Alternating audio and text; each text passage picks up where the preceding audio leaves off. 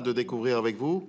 Alors, on l'a tous en version papier, donc on va tous faire très silence, s'il vous plaît, mes collègues, parce qu'il faut qu'on entende du téléphone qui est là, et pour pouvoir vous entendre, et puis merci d'accepter, malgré ces conditions un peu dégradées, de faire tout de même cette audition, parce qu'on tenait après Madame Joanne Père de la Polynésie, là, qu'on vient d'entendre, bien entendu, à parler de la Nouvelle-Calédonie avec vous et de ce droit de la concurrence. Donc je vous cède la parole peut-être sans plus attendre.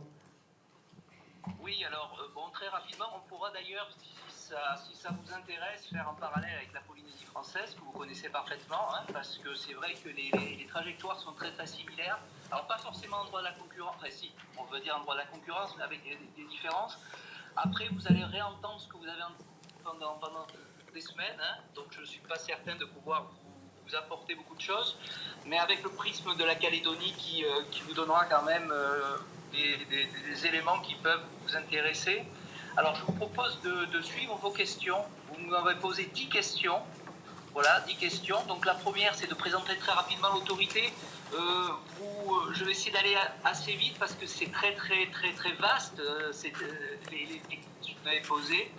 Donc, très rapidement, l'autorité, c'est 2014. Elle a été créée en 2014. Je ne sais pas si vous m'entendez bien. Très bien. De parler près du micro. Voilà. 2014, le droit de la concurrence est né en Calédonie. Ensuite, en avril 2014, ça c'est février, en avril, l'autorité est créée. Et puis on va attendre quand même 4 ans avant son exercice de plein droit, 2018, où l'autorité va démarrer. Donc ça a été un peu compliqué, on va dire, un peu plus compliqué qu'en Calédonie, puisque les deux droits sont nés à peu près en même temps. Hein. 2015 pour la Polynésie et 2014 pour la Calédonie. Alors on a... c'est le slide, on suit donc le slide numéro 3. On fonctionne comme la Polynésie française, hein. On a un service de l'instruction et un service de la présidence, donc 8 personnes à l'instruction, 5 au collège et au service juridique, donc 13 personnes en tout. Vous voyez, une petite structure comme celle de l'autorité polynésienne de la concurrence, donc on est très proche, on a les mêmes missions. Je passe assez vite, donc c'est le slide après, numéro 5. On a les mêmes missions préventives, donc c'est le droit des concentrations et les équipements commerciaux, comme l'autorité polynésienne de la concurrence. Une mission répressive, alors elle est beaucoup plus large que celle de l'autorité polynésienne de la concurrence, puisque nous avons aussi les pratiques commerciales restrictives de concurrence.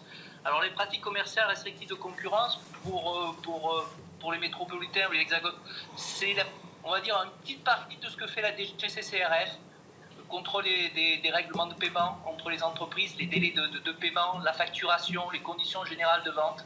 Voilà, on a tout ce pan que n'a pas l'autorité polynésienne de la concurrence, donc une activité un peu plus large. Et puis je continuerai parce que vous verrez qu'on a d'autres compétences que n'a pas l'autorité polynésienne de la concurrence. Voilà, mission consultative qui est très importante. Je le dis à la délégation parce que bon, je suis en Nouvelle-Calédonie depuis 1 an et demi, à peu près un peu plus, depuis 1 an et demi, et notre mission consultative, c'est de conseiller évidemment le gouvernement de la Nouvelle-Calédonie. C'est de véritablement essayer d'aider le gouvernement de la Nouvelle-Calédonie et la Calédonie en général, avec son congrès, à moderniser, à réformer son modèle économique. Donc dans le cadre de notre pouvoir consultatif, on travaille considérablement dans cette direction et on fait des propositions concrètes, on en parlera, sur divers aspects au-delà de la concurrence économique. Et puis une mission informative classique, pédagogique, on fait des petits déjeuners, etc. Donc voilà les 4 missions très rapidement. Je vous fais donc vous donner un nombre de décisions, c'est le slide numéro 8. On a eu en 2023 39 décisions et avis. C'est beaucoup par rapport à nos collègues, c'est beaucoup.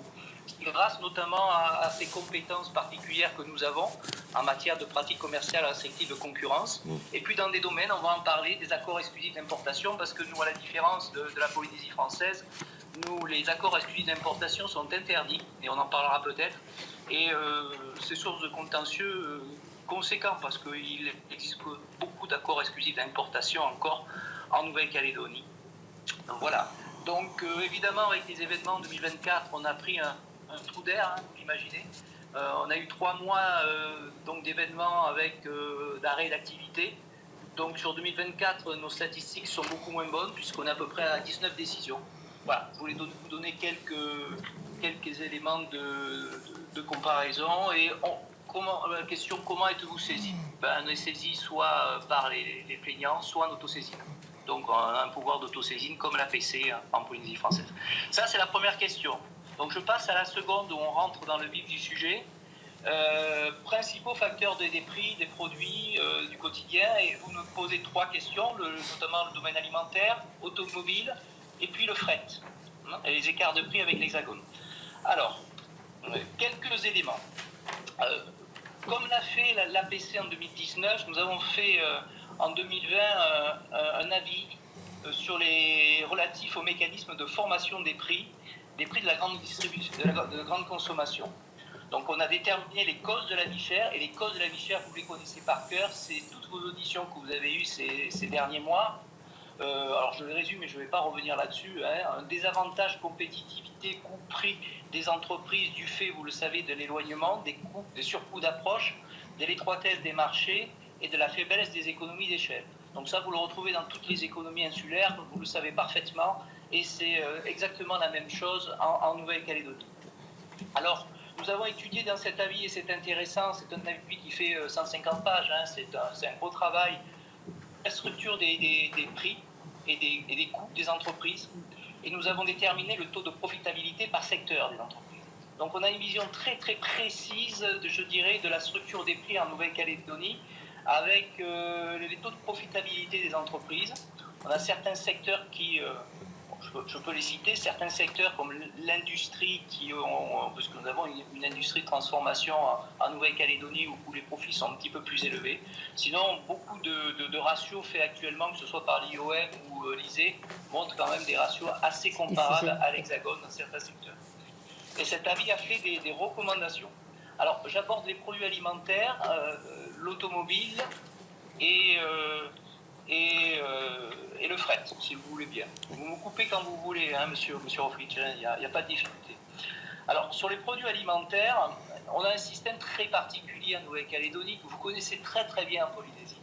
C'est le système agricole et produits alimentaires, avec un système, je dirais, de quotas d'importation pour protéger la production locale, qui, comme vous le savez, a des effets pervers. Ces effets pervers, c'est que c'est déclaratif, c'est-à-dire que les producteurs vont dire chaque année on va faire tant en production. C'est pas contrôlé en Nouvelle-Calédonie, donc on n'a pas de contrôle véritablement de ces déclarations. Et donc souvent on est en fonction des quantités de production sur l'année, on ouvre les quotas. Mais ces quotas déclarés ne sont parfois pas atteints par les producteurs, et vous savez ce qui se passe, c'est que les marchés donc, tombent en pénurie et on arrive à avoir des flambées des prix. Nous actuellement nous sommes en période de pénurie, et évidemment nous sommes en période de flambée des prix. Donc l'autorité de la concurrence demande et conseille depuis maintenant plusieurs années de lever les quotas d'importation en période de pénurie, ou du moins ensuite avoir un système de réforme pour pouvoir contrôler davantage les déclarations de quantité de production des agriculteurs, pour éviter évidemment chaque année à des surcoûts de production. En matière de commercialisation, on a aussi beaucoup de vendeurs, revendeurs en matière alimentaire, donc on marche sur la marge, c'est du classique. Vous l'avez aussi, on l'a beaucoup moins en Polynésie, on en parlera. Donc l'autorité de la bien sûr, comme la Chambre de l'agriculture, tente de promouvoir les circuits courts et favoriser le développement de coopératives. On n'a qu'une seule coopérative, pour vous donner une idée, en Nouvelle-Calédonie, c'est trop peu. Voilà, et on encourage aussi le gouvernement à réfléchir sur des avantages fiscaux pour développer les coopératives locales. C'est quelques pistes, mais c'est sur quoi travaille encourage l'autorité de la concurrence avec les acteurs locaux. Toujours sur le domaine agricole, pour vous donner quelques pistes, mais vous coupez, je peux passer à autre chose. On a une forte aide agricole, puisque on a une activité agricole assez importante. Il y a 13 milliards de francs pacifiques qui sont alloués au secteur agricole. Certaines productions sont aidées, sont coûteuses. Donc il y a des choix stratégiques à faire, une politique industrielle, une politique agricole à déterminer. Et on encourage donc le gouvernement à faire des choix sur certaines filières et sous-filières, parce que vous imaginez que certaines filières qui sont très coûteuses pour le contribuable, avec souvent des qualités qui sont moindres, on arrive à des prix très très élevés. pour la vie chère, beaucoup plus élevé que l'importation. Donc à un moment donné, voilà, on met en face le gouvernement, en face de ses responsabilités, qu'est-ce qu'on fait sur certains produits agricoles. Il y a un monopole aussi de commercialisation et d'importation qui s'appelle l'OCEF, qui est un monopole d'importation et de commercialisation de la viande et des pommes de terre. Donc l'autorité de la concurrence a encouragé aussi à une réforme de ce monopole qui entraîne des surcoûts sur certains produits de la viande, peu produits localement. Voilà, donc il y a un grand débat sur les produits agricoles. Je peux éventuellement répondre à quelques questions sur le domaine de l'automobile. Le sujet des dépenses automobiles, par exemple, pour prendre l'exemple des pièces détachées, est un vrai problème en Nouvelle-Calédonie, comme vous l'avez partout dans l'outre-mer. On a constaté, et le gouvernement travaille actuellement sur des marges considérables de la part à la fois des garagistes et à la fois des importateurs, mais surtout des concessionnaires. Donc là-dessus, vous savez, la culture en Nouvelle-Calédonie, c'est de la réglementation des prix. Donc nous, on n'est pas favorable, et je vous dirai pourquoi on n'est pas favorable à un système de réglementation de prix. On essaye de trouver des alternatives, c'est pas toujours facile, mais on y reviendra, si vous voulez bien. J'essaie de vous brosser un petit peu très rapidement quelques points. Peut-être, Monsieur le Président, si vous pouvez juste nous préciser ce qu'est l'OCEF. L'OCEF, c'est l'Office, je vais vous donner le titre exact, c'est l'Office de commercialisation et d'entreposage frigorifique, qui est un établissement public, industriel et commercial, qui a un monopole d'importation, donc d'importation de toutes les viandes, toutes les viandes, ça va du bœuf, vous savez, à peu près 60% du bœuf qui est produit en Nouvelle-Calédonie, donc les 40% autres sont importés uniquement par l'OCEF, qui sont revendus sur des tarifs réglementés, donc tout est réglementé, jusqu'au détail. Ensuite, lorsque c'est vendu au boucher, là on retrouve la liberté des prix, c'est-à-dire que le boucher fixe librement ses prix. Mais sur l'importation et la commercialisation, c'est un monopole et qui se porte aussi sur la pomme de terre. Voilà. D'accord. C'est une particularité calédonienne. D'accord, merci beaucoup. Voilà. Sur l'automobile, donc je vous disais, les pièces détachées, c'est un sujet important. Sur le transport maritime et aérien, eh bien, nous avons un surcoût. Vous le savez, comme en Polynésie française, autour du transport maritime intérieur, pour aller dans les Australes ou Tuamotu ou les Marquises, ça coûte cher. Nous avons, comme en Polynésie, mais c'est un petit peu moins développé que la Polynésie, des aides au transport. En Polynésie, c'est sur les produits, là, c'est pour les commerçants, c'est à hauteur de 17%, donc c'est un système un petit peu différent. Donc l'autorité travaille pour améliorer ce système, en mutualisation, peut-être par une délégation de service public, mais je passe très très vite, il y a énormément de choses. Sur le transport aérien, il n'y a pas de concurrence. Donc le fret aérien est très très élevé en Nouvelle-Calédonie, très très élevé. Donc on n'a pas cette concurrence de 3 ou 4 compagnies que vous avez. Donc voilà, donc l'autorité de la concurrence travaille là-dessus pour essayer, mais c'est difficile tant qu'on n'a pas de concurrence, un nouvel entrant en compagnie aérienne, et ça ne sera pas demain avec les événements, ça sera difficile. Voilà, donc je vous ai donné les principaux facteurs de formation des prix. Je vous ai mis un petit schéma.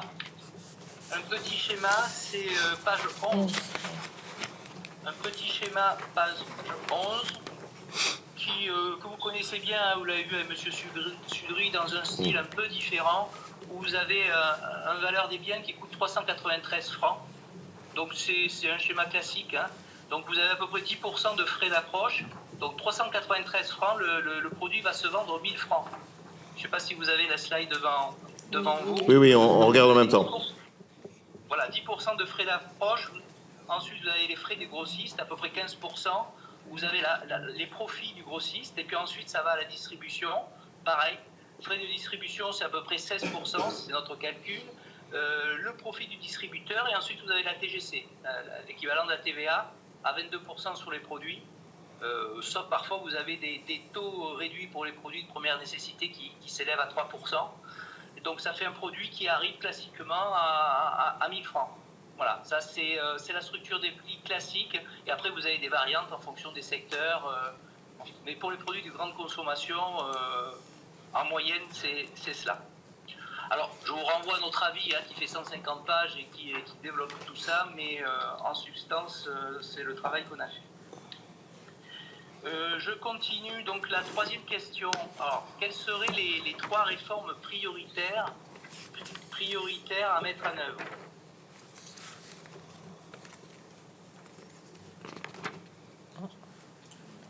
Alors évidemment, on parle du droit de la concurrence, donc évidemment réformer un droit de la concurrence. Ça marche. Nous, on a, voilà, vous verrez ces trois réformes prioritaires, mais qui sont vraiment propres à un président de l'autorité de la concurrence. Donc nous, on a décidé de mettre dans le code de commerce la lutte contre les prix excessifs et les marges excessives. Donc c'est quelque chose de très complexe parce que la DLC, l'autorité française, le fait. Elle l'a fait en 2022 en Guadeloupe sur les transports. Donc l'idée, c'est que nous aussi, on veut y arriver. Alors ça a un effet aussi dissuasif et politique. C'est-à-dire que les entreprises seront prévenues, attention, les prix excessifs peuvent être contrôlés par l'autorité de la concurrence. Et ça nous permet aussi, à travers d'autres procédures beaucoup plus légères, qui est la procédure d'engagement, de dire à l'entreprise, écoutez, voilà, on estime que vos prix sont très très élevés. Pour nous, ce sont des prix ou des marges excessives. Et puis ensuite, il va y avoir une période de négociation en termes de préoccupation de concurrence avec l'entreprise qui peut dire, écoutez, pour éviter d'être sanctionné, pour éviter une procédure, on va réduire notre marge et on va s'aligner sur quelque chose de plus raisonnable. Voilà, ça c'est une volonté qui est mise en place. Ça va être adopté dans pas longtemps. Dans quelques mois, le projet de loi concurrence va être adopté. Alors évidemment, M. Offry, soyons clairs, c'est juste pour des entreprises qui sont en position dominante, puisque l'autorité de la concurrence n'a qu'un pouvoir contre les grosses entreprises.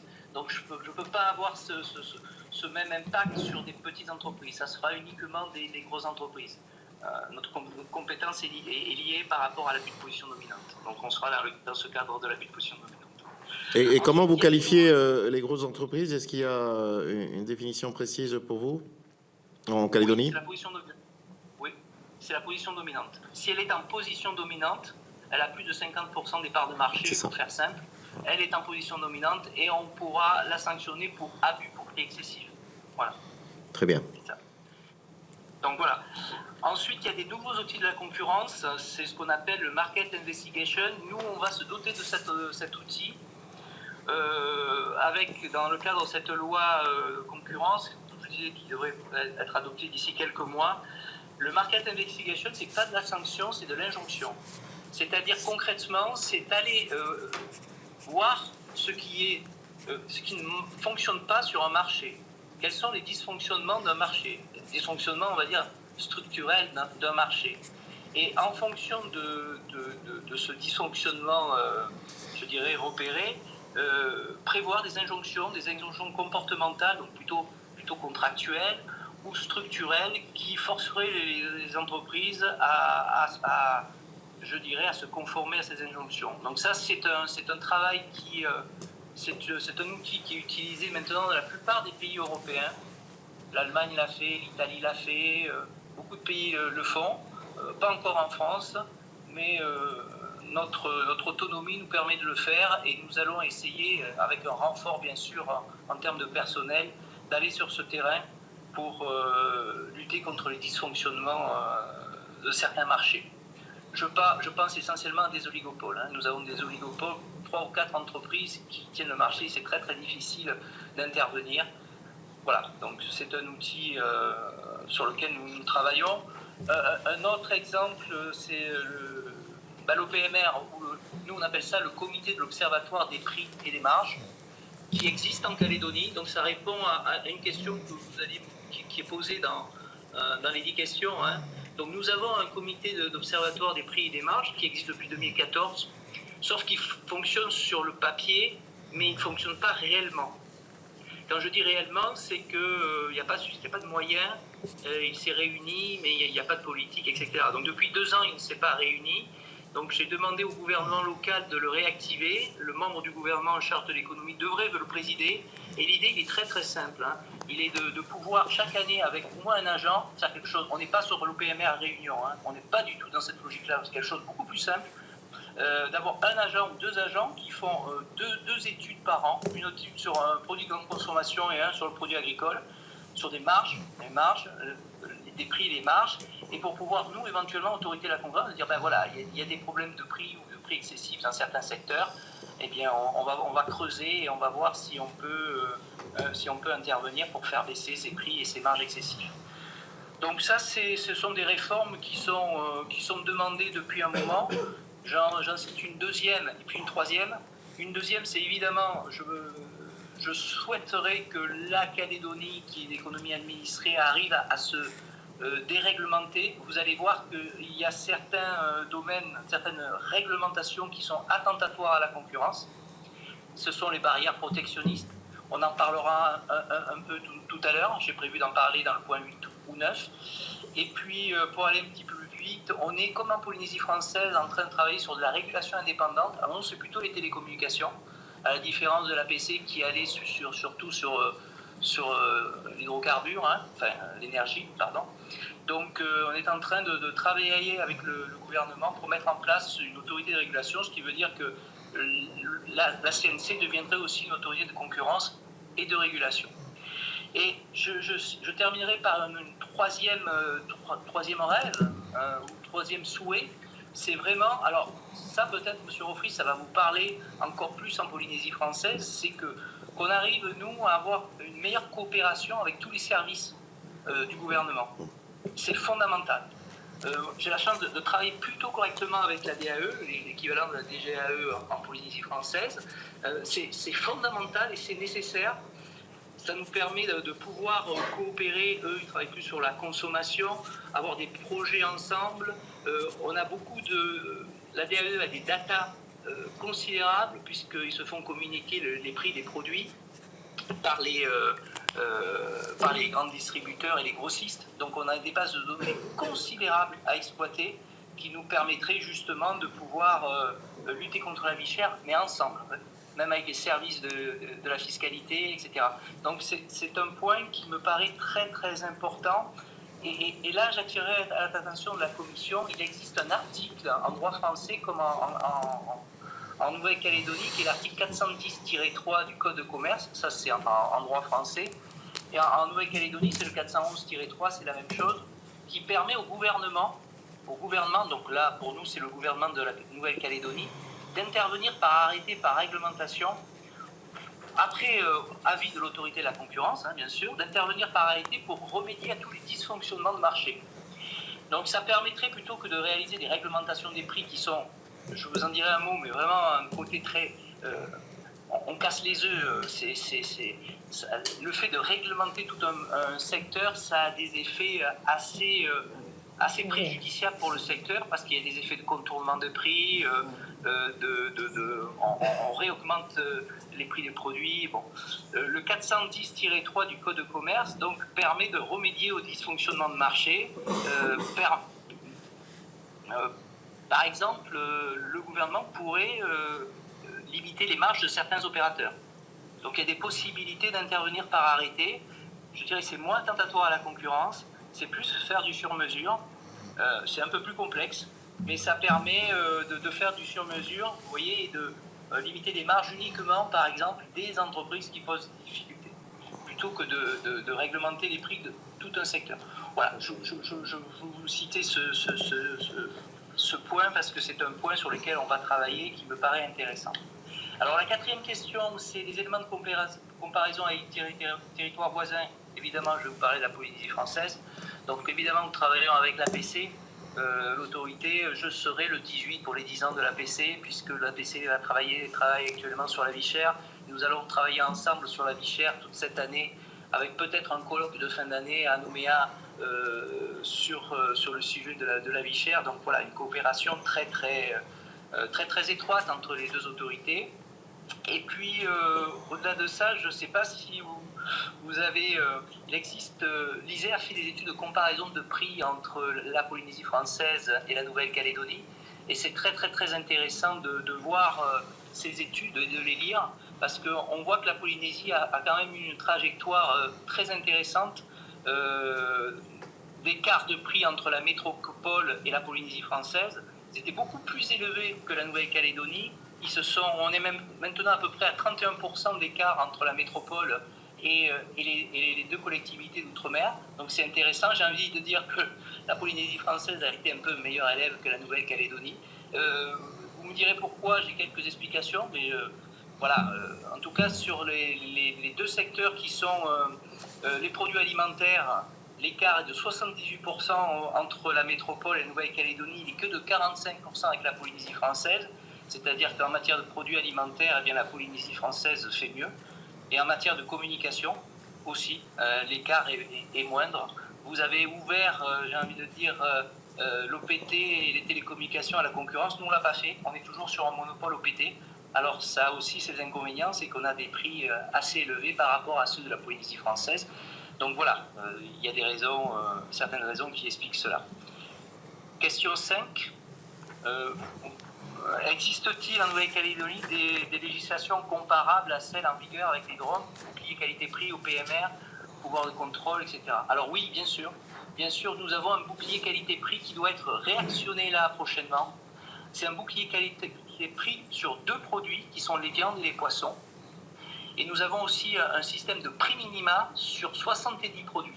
Donc des prix minima qui sont négociés avec les distributeurs sur 70 produits. Et l'idée actuellement, c'est d'élargir tout ça, d'élargir la liste des produits de première nécessité et peut-être aussi d'élargir la liste des produits de grande consommation pour avoir pas seulement 70 produits, mais 100 ou 200. Voilà. Donc j'étais en réunion avec le gouvernement cet après-midi là-dessus. Et le gouvernement local travaille sur ces points-là pour réactiver le bouclier qualité-prix et les prix minimaux en élargissant à des produits nouveaux. Nous avons en Nouvelle-Calédonie Prix.nc. C'est une application téléchargeable sur les mobiles qui permet aux consommateurs d'avoir, en termes de transparence, le prix des produits. De tous les produits qui sont dans les magasins et grandes surfaces. Et ce prix.nc a vocation à être modernisé par la DAE pour en faire un outil vraiment de comparaison. Donc c'est assez intéressant. Je pense que d'ici quelques mois, le produit va être amélioré. Nous avons des contrats d'exclusivité, des accords d'exclusivité d'importation sont interdits en Nouvelle-Calédonie, c'est pour répondre à la question. Hein. Donc oui, les contrats exclusifs d'importation sont interdits. Vous avez un slide qui vous présente notre dernière affaire qui date de décembre 2024. Nous avons sanctionné, alors je vous dis le chiffre, Monsieur Rofritsch, ça va vous étonner, mais on est à 479 millions de francs pour Ericsson. Donc c'est pas mal. Bon, ils ont fait appel, hein, donc c'est évidemment. Alors c'est pas que pour Ericsson, il y avait 2 sociétés. Il y avait Ericsson à 420 millions et 60 millions pour une autre société locale qui pour l'instant n'a pas fait appel. Donc voilà, c'est pour vous dire que les accords exclusifs d'importation, c'est quelque chose de sérieux. On y veille et ça a un impact très positif en termes de concurrence parce que d'abord ça permet la concurrence intramarque. Ce qui est important, enfin, du moins ça a vocation à le permettre. Hein. Et puis ensuite, souvent ça limite les ententes de prix. Voilà. Alors il faudrait que je rentre dans les détails pour l'expliquer, mais voilà, je vous donne une position très très générale. Vous me coupez quand vous voulez, je suis au point 6. Est-ce que la concurrence est insuffisante ? Marge arrière, secteur automobile, etc. Donc, je vais vous faire une réponse très rapide sur le point 6. Évidemment, la concurrence est insuffisante en Nouvelle-Calédonie. C'est pas un scoop, mais j'ai envie de vous dire, je partage le point de vue de M. Sudry.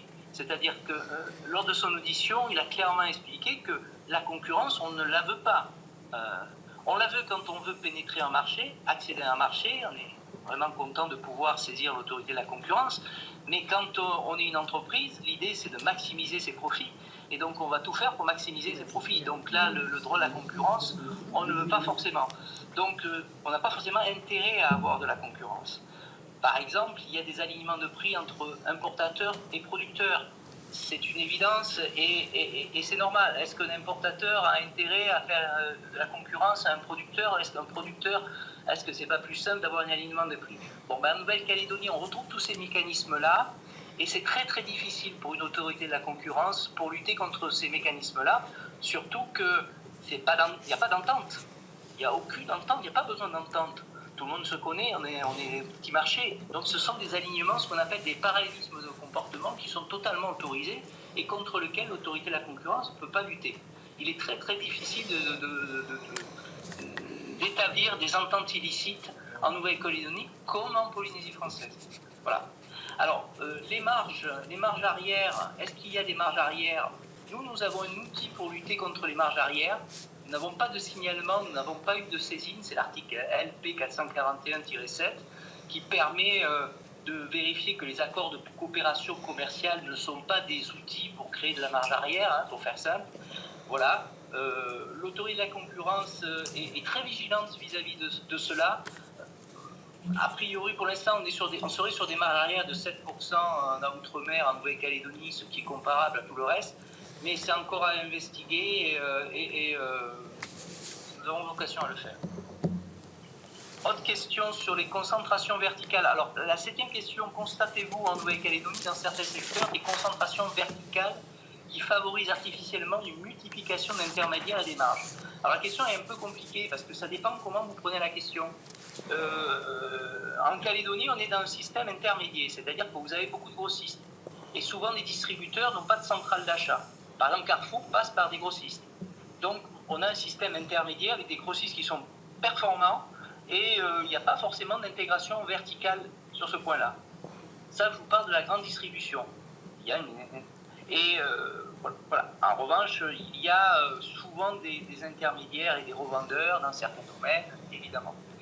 Dans certains secteurs, en revanche, dans d'autres domaines, notamment dans les chaînes d'approvisionnement, on constate, et on est en train d'investiguer là-dessus, donc je ne peux pas trop en parler et pas vous citer les secteurs, mais on constate une certaine concentration verticale avec des intermédiaires ou des prestations d'intermédiaires qui sont peu justifiées. Donc voilà, on a vocation à sanctionner ce genre de choses et on ira dans le cadre soit de l'abus de position dominante, soit dans le cadre des outils dont nous disposons en matière de pratiques commerciales restrictives de concurrence, on peut aussi faire des choses. 8e question, publication des comptes. Est-ce qu'il y a une obligation en Nouvelle-Calédonie de publier les comptes? Oui, mais la sanction n'est pas suffisante. On est sur une sanction à 9 000 €. Alors, je n'ai pas des chiffres pour vous dire, mais je pense que c'est entre 20 et 25 entreprises qui publient les comptes. Donc, vous voyez, on a 75% des entreprises qui ne publient pas leurs comptes. Et c'est un problème pour nous, parce qu'on aimerait pouvoir avoir accès aux comptes plus facilement. Alors, on l'a, après, si on a un pouvoir d'investigation, mais c'est embêtant d'aller taper à la porte, de faire des enquêtes sur place, des contrôles sur place, si on pouvait avoir accès aux comptes. Alors, ce que j'ai demandé depuis un an, c'est qu'on change la réglementation et que la sanction soit beaucoup plus élevée et qu'elle soit véritablement dissuasive. Ça paraît tellement évident, mais on l'a jamais fait en Nouvelle-Calédonie. Alors, le point le plus important, c'est constatez-vous en Nouvelle-Calédonie, dans certains secteurs, les sociétés de Nouvelle-Calédonie, le 9. Quelles sont les taxes à la consommation ou les importations en Nouvelle-Calédonie? L'octroi de mer a-t-il un équivalent? Alors, vous connaissez bien la TDL en Polynésie française, M. Hoffrich. Donc, on a quelque chose de plus performant que la TDL, puisqu'on a des restrictions quantitatives, on a des stops en importation, on a des contingents d'importation. Alors ça, vous connaissez en Polynésie française, vous en avez, mais pour quelques produits. Là, on les a sur à peu près 400 nomenclatures douanières. Ça correspond à, je ne peux pas vous dire parce qu'on n'a pas les chiffres en entreprise, mais peut-être 1000 entreprises ou un peu plus, qui bénéficient donc de restrictions quantitatives. Ce sont essentiellement des protections pour les industriels de transformation. Donc la Calédonie a fait un pari il y a 40 ans, c'est de développer une industrie substitution à l'économie de comptoir, pour permettre véritablement d'avoir une industrie de transformation et de développer l'emploi. Voilà. Donc c'est une bonne chose sur le principe, sauf que ça, en termes de politique publique, cela a un coût, puisqu'il y a des recettes fiscales en moins, et les prix des produits sont souvent élevés, donc on a un coût aussi pour le consommateur. Donc les prix sont particulièrement élevés, souvent par rapport à un prix à l'importation. Donc il n'y a pas eu d'évaluation de la politique publique pendant 30 ans sur ce point-là. Nous, on a demandé un audit pour qu'on mette tout ça sur la table et qu'on puisse dire, voilà, en termes de politique industrielle, des choix que la Calédonie va faire. On va décider d'aider tel secteur stratégique dans le domaine de l'autosuffisance ou dans d'autres domaines industriels. Voilà.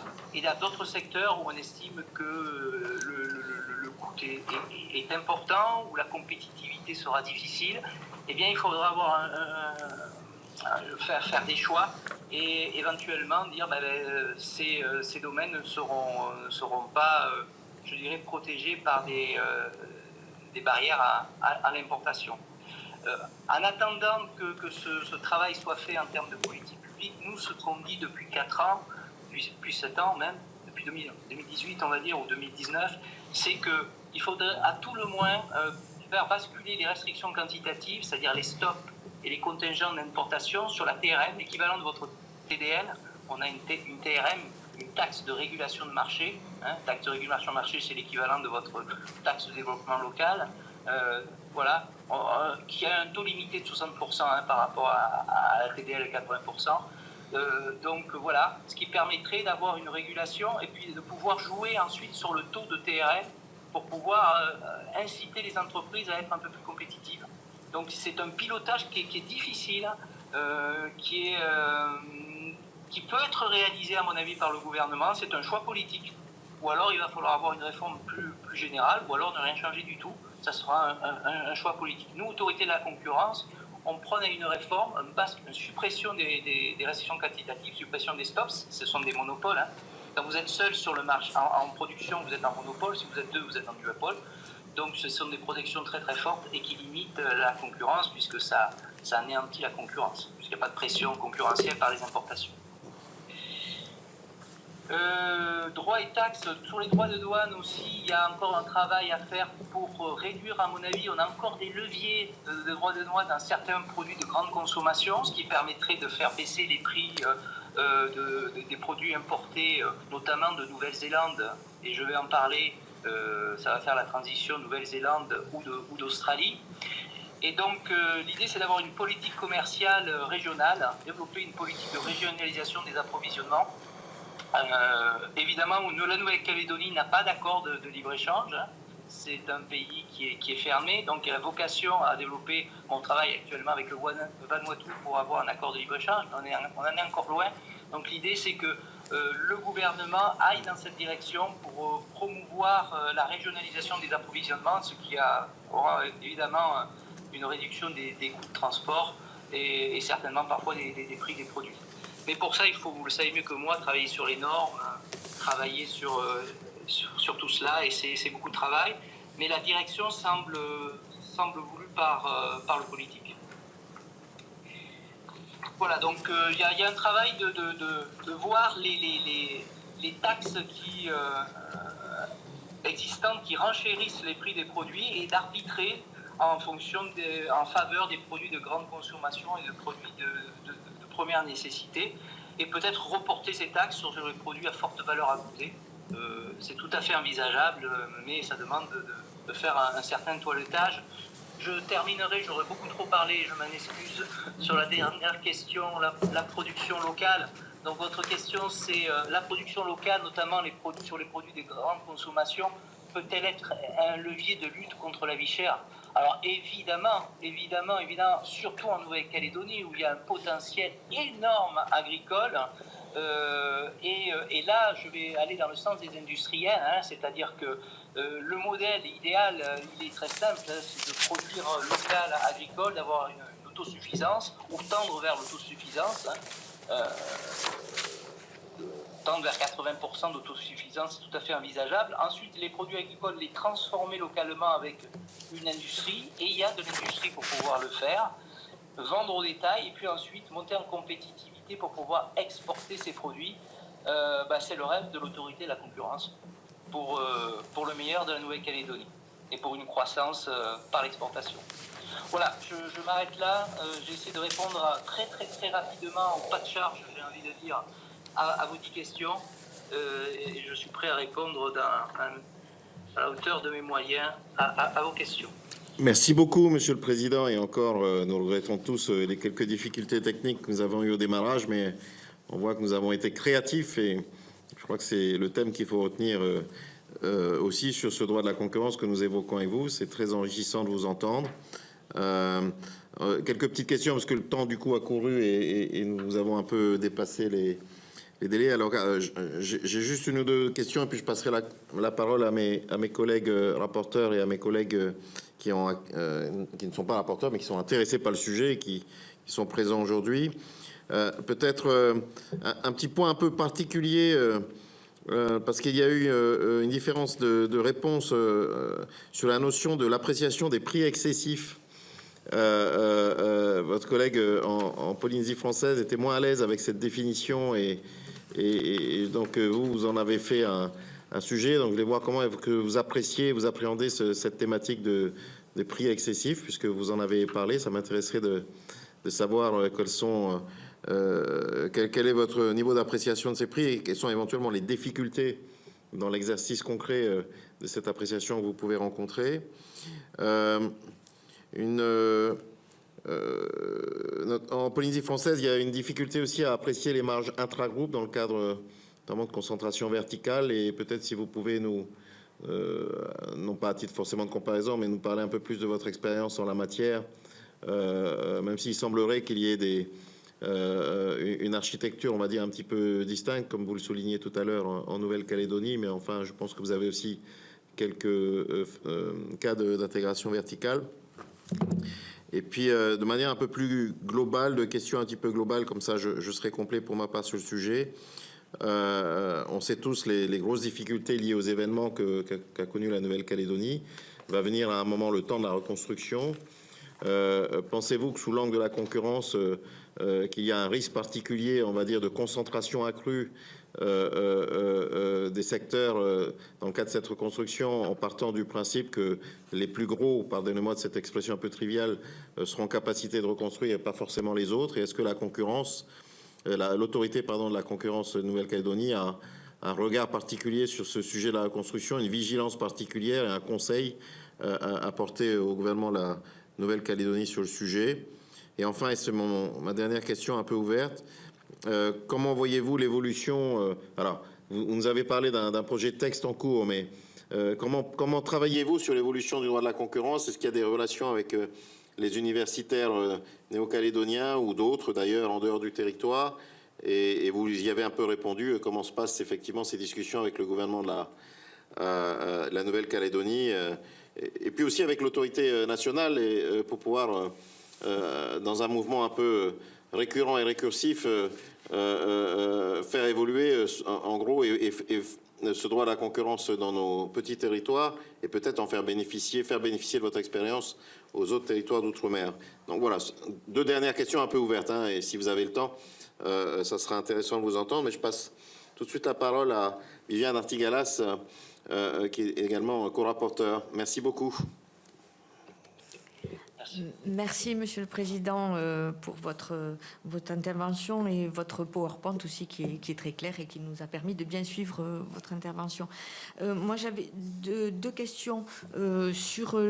vous avez parlé de développer une politique de régionalisation et d'approvisionnement avec des pays voisins. Est-ce que vous avez des éléments de comparaison, comme vous avez fait pour les territoires voisins, avec les pays voisins sur la comparaison sur les prix, les difficultés qu'ils peuvent avoir eux aussi, parce que ça peut impacter aussi ce marché régional. Ensuite, vous avez parlé de la restriction quantitative qui devait permettre de développer une industrie de transformation. Est-ce que ça a été réellement le cas? Est-ce qu'elle existe et est-ce qu'elle est compétitive? Vous avez dit non, puisque les prix sont souvent plus importants. Et quand vous parlez de basculer de ce système vers une taxe de régulation du marché, qui c'est qui, vous pensez qui c'est qui devrait payer cette taxe et qui c'est qui devrait la percevoir? Merci, je propose... peut-être de répondre déjà à ces questions-là et puis je passerai ensuite la parole à Jocelyne Guidez pour la suite, parce que ça fait déjà pas mal de questions. Si mes collègues veulent bien, on va séquencer. Merci. Je vais essayer de répondre. Je ne les ai pas traités, donc il faudra. Bon, sur la TRF, la taxe de régulation de marché, elle existe déjà. Pour vous donner une idée, vous avez 80% des protections de marché qui sont du stop et du contingentement d'apportation, et 20% de taxes de régulation de marché. Donc la taxe existe déjà, elle est perçue par le gouvernement de la Calédonie. Donc la seule question, c'est de basculer, c'est de passer à 100% de TRM. Voilà. Donc c'est très simple, c'est juste une volonté de faire que de la TDL. C'est comme ce que vous avez en Polynésie française. L'industrie de transformation, elle est très forte, elle est très très riche en Calédonie. Il y a beaucoup d'entreprises d'industrie de transformation. L'idée, c'est, je ne stigmatise pas l'industrie de transformation, elle est nécessaire en Nouvelle-Calédonie. Ce que je dis, c'est qu'elle n'est pas toujours compétitive, et c'est pour ça que cet audit a été demandé. C'est que, bon, on voit tout de même les prix et le coût de certaines protections de marché par rapport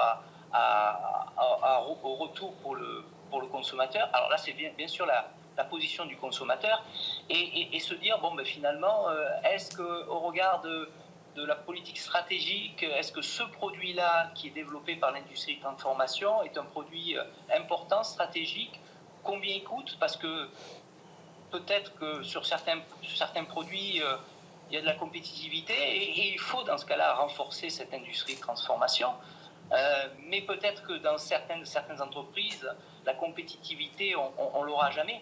Et là, à un moment donné, avoir un stop et conserver des restrictions quantitatives ou des contingents d'importation, ça a un coût très très élevé pour le consommateur. Donc il faut le mesurer. Et ça n'a pas été fait, mais il faut le faire. Voilà, c'est ça qu'on dit. On ne remet pas en question l'industrie de transformation, on la souhaite. En termes de valeur ajoutée, il vaut mieux avoir de l'industrie de transformation que d'avoir une importation. Ça crée de l'emploi, évidemment, il n'y a pas photo. Mais c'est toujours, en termes d'études d'impact, de politique publique, ça doit être évalué. Juste un petit complément sur la transformation. Est-ce que ça existe, comme on commence à voir dans certains de nos territoires, des producteurs locaux qui transforment, eux, qui produisent et qui transforment? Ou est-ce que la transformation est souvent dissociée de la production? Alors, il y a un petit peu de transformation à mon goût, mais il n'y en a pas assez.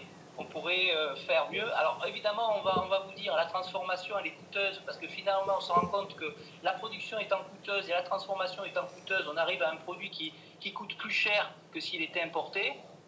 Je pense qu'on peut travailler pour arriver à avoir une transformation moins coûteuse et être plus performant, et puis à un moment donné, y arriver, quoi. Donc oui, il y a un petit peu de transformation, pas suffisamment. Mais là, ça mériterait, à mon sens, mais je ne suis pas le mieux placé pour en parler, je fais de la concurrence, je ne suis pas industriel, mais ça mériterait vraiment une coordination de toutes les entreprises avec le gouvernement qui permet de faire ces jonctions pour réaliser les transformations, les demandes de transformation de la part des industriels. Je sais qu'il y a des industriels qui le souhaiteraient, et puis parfois on n'arrive pas à trouver le produit, mais le produit il existe. Donc voilà, c'est une question de volonté et d'organisation. Donc pour ma part, je pense que cette industrie de transformation peut se développer, et voilà. Très bien. Sur les autres questions? Alors, pays voisins, oui, on a le Pincer, peut-être Johan Père vous en a parlé. Donc on a un réseau Pincer, on en fait partie. Donc je travaille essentiellement sur la régulation actuellement avec des pays comme Fidji, voilà, ou l'Australie, qui peut nous aider sur ces points-là. Après, sur tout ce qui est concurrence, on est quand même à un niveau on est plutôt à la pointe, et on a un modèle très particulier. Donc nous, on est plutôt bien dotés, autorités calédoniennes.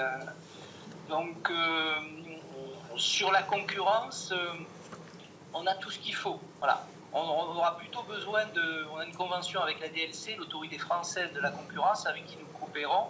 Nous avons notre système informatique, qui est un système qui est prêté par l'autorité française de la concurrence, qui est prêté gracieusement.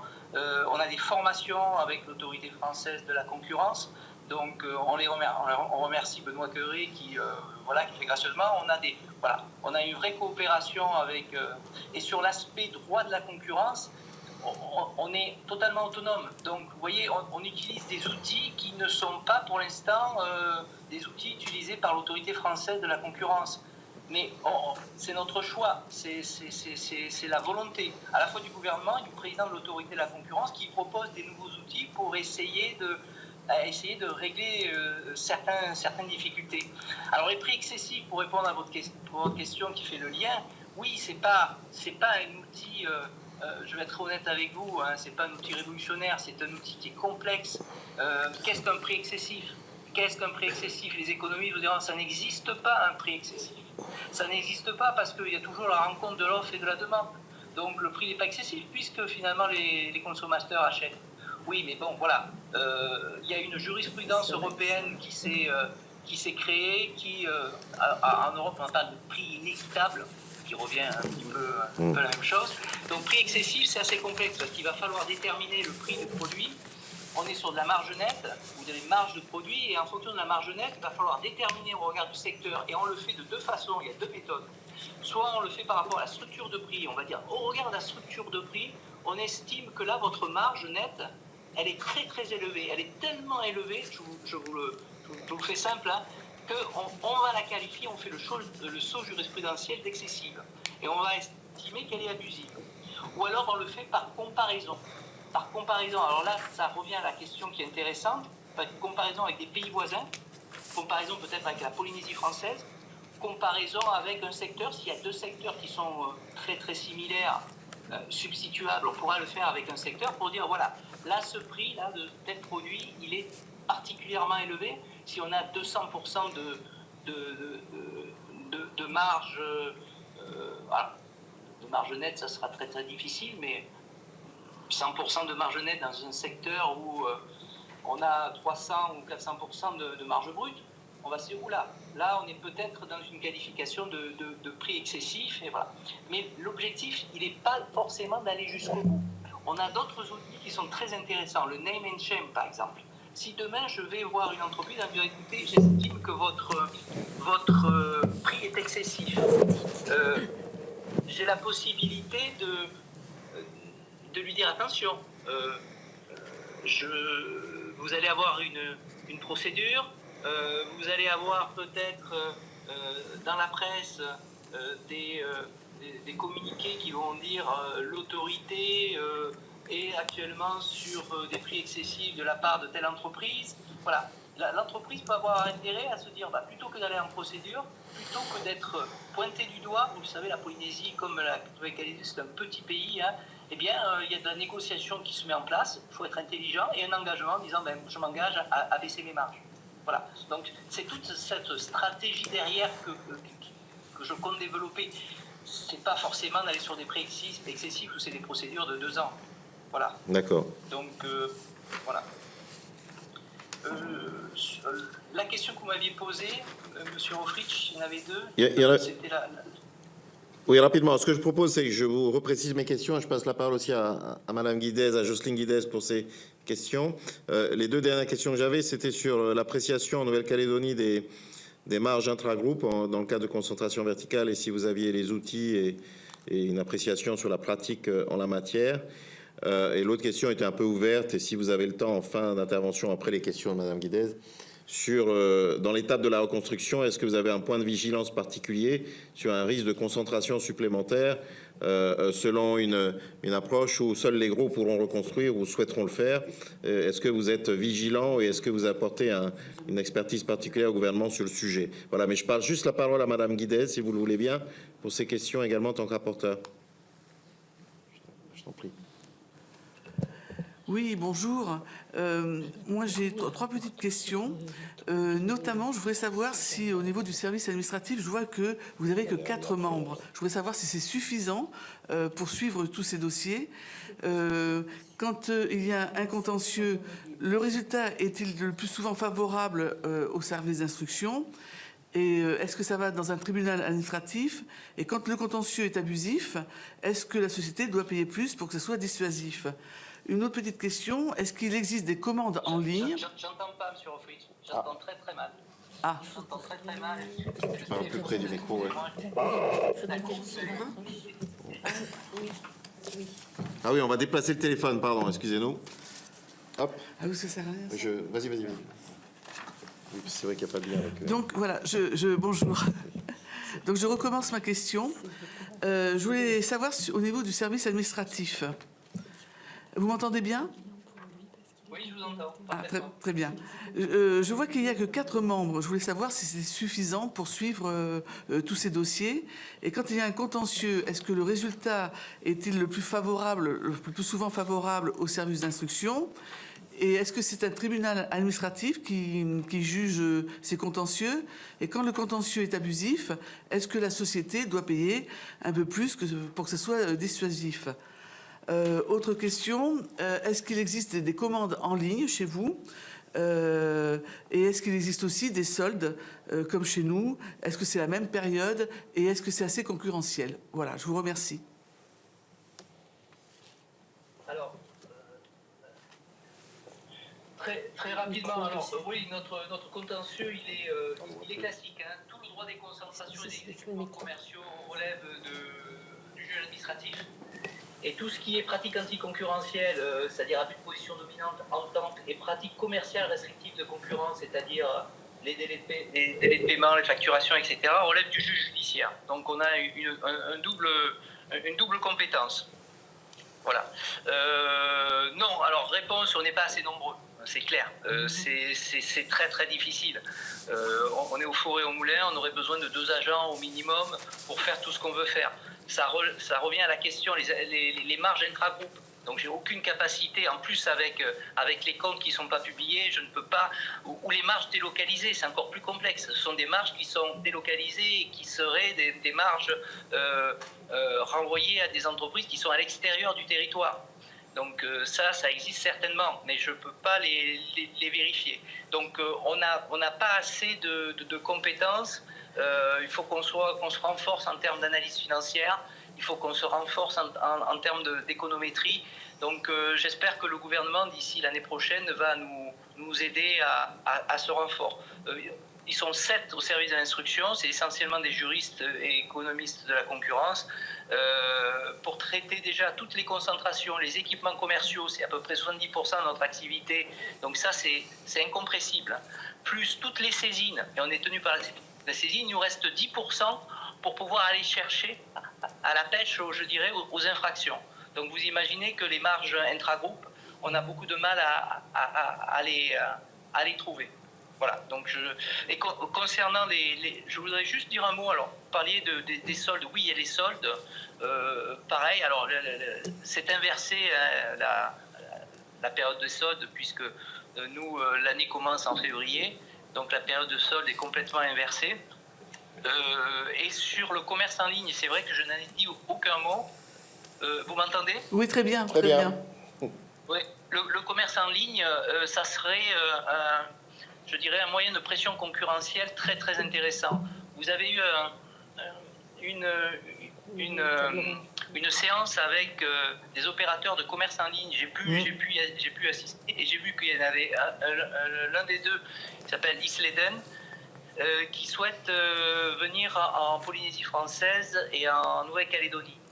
Bon, ben évidemment que nous, on le souhaiterait et ça permettrait d'avoir une vraie pression concurrentielle, une vraie concurrence.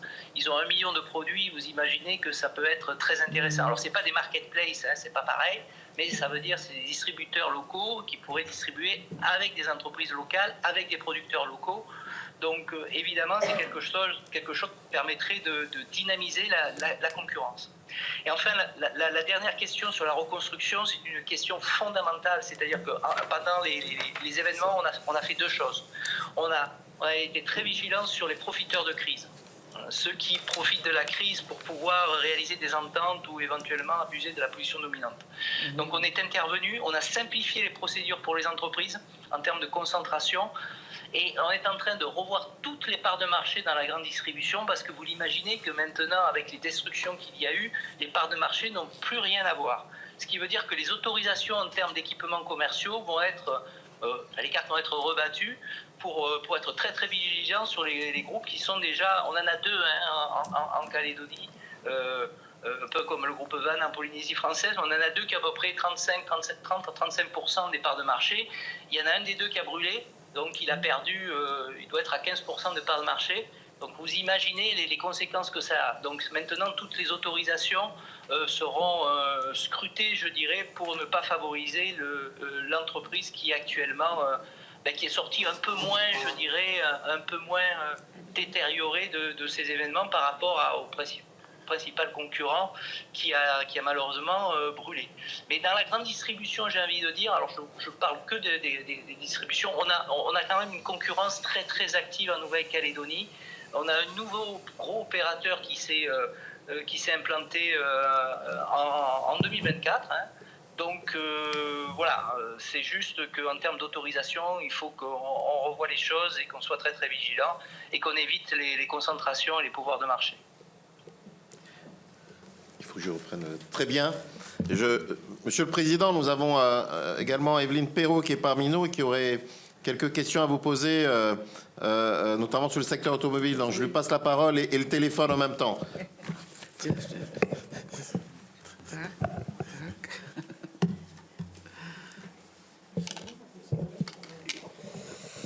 Bonjour monsieur, merci. Je voudrais un peu plus d'informations, s'il vous plaît, sur le secteur automobile, les grossistes, et puis au niveau des pièces détachées par rapport aux garagistes et à la marge qui me semble énorme qui est prise. Merci. Alors, oui, en Nouvelle-Calédonie, les pièces détachées sont considérées comme un secteur problématique, je vous le confirme. Pour vous dire ce que je sais, et on n'a pas encore totalement investigué, c'est le gouvernement local qui pour l'instant a plutôt fait le travail et qui souhaitait à l'époque, on a été saisi pour avis, réglementer les prix des pièces détachées. Donc on basculait sur de la réglementation de prix.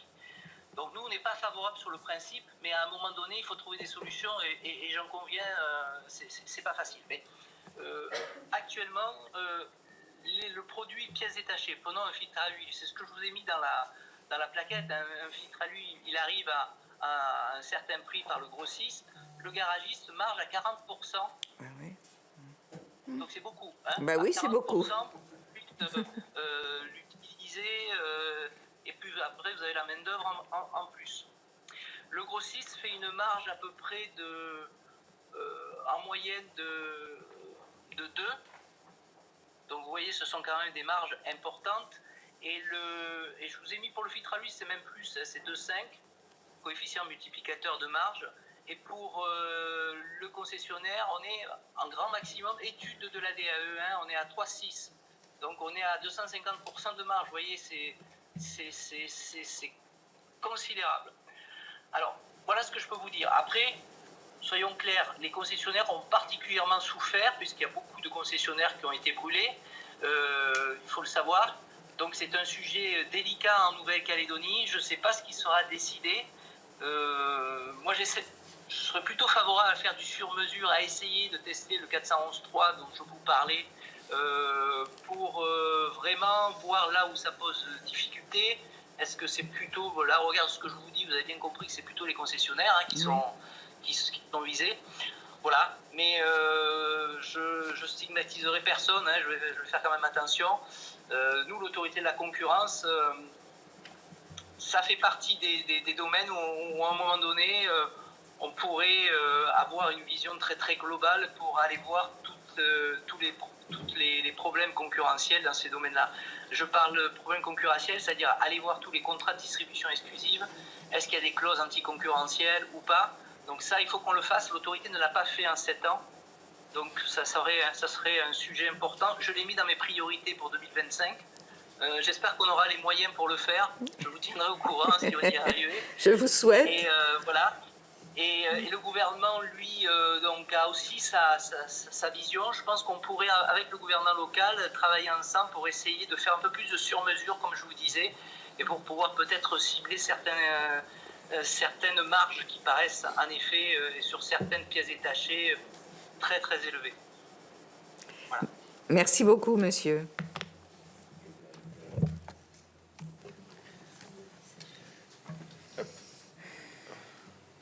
Alors, je reprends le fil, pardonnez-nous. Monsieur le Président, je ne sais pas s'il y a un point particulier que vous souhaiteriez évoquer avant que nous puissions conclure nos travaux. Je vous laisse la parole et puis après, je vous remercierai parce que c'est vraiment très, très intéressant de vous entendre. Je crois qu'il a bien Non, moi, répondu j'ai à juste chaque vu que point. vous alliez aller en politique française, peut-être pour voir Joan Père. C'est vrai que la Nouvelle-Calédonie n'est pas aussi, j'ai envie de dire, mais en tout cas, vous seriez les bienvenus en Nouvelle-Calédonie. Non, c'est une plaisanterie, évidemment. Je vous remercie. Je n'ai pas de questions particulières. J'ai essayé d'être. Je m'excuse d'avoir été un peu rapide, d'avoir un peu. Avec ce téléphone, c'est pas toujours évident, un peu bégayé. Mais voilà, j'ai essayé de vous donner le maximum d'informations et je reste à votre disposition si vous aviez une question complémentaire ou accessoire ultérieure sur certains points particuliers. Je pourrais vous faire la réponse écrite si vous le souhaitez. Alors, En tout cas, nous, ce qui est certain, c'est que j'ai toujours suivi les rapports du Sénat, puis du CESE aussi sur la vie chère. C'est une source d'inspiration et ça nous permet aussi, je vous l'indique, avec le gouvernement local, comme les travaux législatifs qui sont actuellement à l'Assemblée et au Sénat, qui est sur la vie chère, d'inspirer, j'ai envie de dire, la réglementation locale pour éventuellement la modifier et pour faire en sorte que véritablement on lutte contre ce fléau. Vous avez bien compris que la Nouvelle-Calédonie, c'est le territoire où la vie est la plus chère de tout l'outre-mer. Donc il est très très très important, le gouvernement en est conscient, hein, il est très très important qu'on soit efficace sur un tel sujet. bon, merci beaucoup. C'est nous qui vous remercions aussi, Monsieur le Président, d'abord d'avoir fait preuve de résilience avec nous et de créativité pour que l'on puisse tenir dans des conditions technologiques voilà, de secours cette audition qui a néanmoins été aussi relayée sur Internet. Vous remerciez donc pour à la fois cette résilience et puis pour bien sûr le contenu de vos interventions. Si vous voyez, vous aussi de votre côté, des compléments éventuels que vous souhaiteriez nous faire, nous partager par écrit, ils seront les bienvenus. Vous venez de nous mettre une petite pression pour la qualité du rapport qu'il va nous falloir continuer de garder très haute pour être à la hauteur des attentes et des lecteurs qui seront, je l'espère, nombreux aussi sur ce sujet de la concurrence. Et ce que je souhaiterais vous dire, c'est que vous avez fortement contribué à ce que nous puissions rendre un rapport très riche. Et donc, je tenais à vous en remercier. Et je crois pouvoir dire aussi au nom de mes collègues que si nous avions l'occasion aussi de vous rendre visite en Calédonie, on en serait ravis.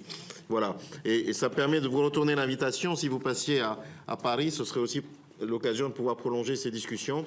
Parce qu'au-delà du rapport, nous restons bien sûr très intéressés par les discussions autour de cette question de la vie chère et de la concurrence dans nos territoires. Encore une fois, merci, une bonne soirée, parce que je crois que c'est le soir effectivement chez vous. Et puis à très bientôt, avec plaisir en tout cas. Et Madame Micheline-Jacques se joint à nos remerciements, bien sûr. Merci beaucoup, Monsieur Roffry. Je remercie tous les membres de la délégation. Et puis, je ne manquerai pas de passer à Paris. Je serai un plaisir de parler de Fénois un petit peu avec vous. Vous serez bienvenue. À bientôt. Merci, monsieur. Au revoir. À bientôt.